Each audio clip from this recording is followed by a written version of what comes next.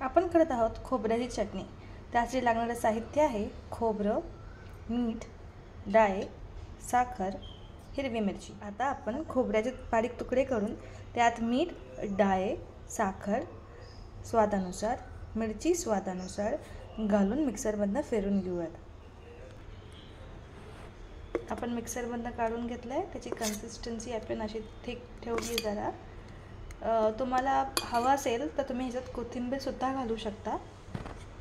Green चटणी करायला, green खोबऱ्याची चटणी करायला। वघार करायला आपलं तेल तापलंय। आता आपण ह्याच्यामध्ये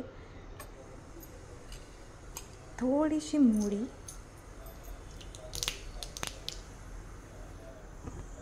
मग कढीपत्ता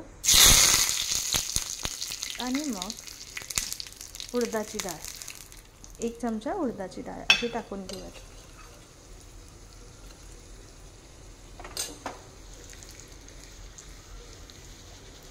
आणि हा वघार आता आपल्याला टाकायचा आहे।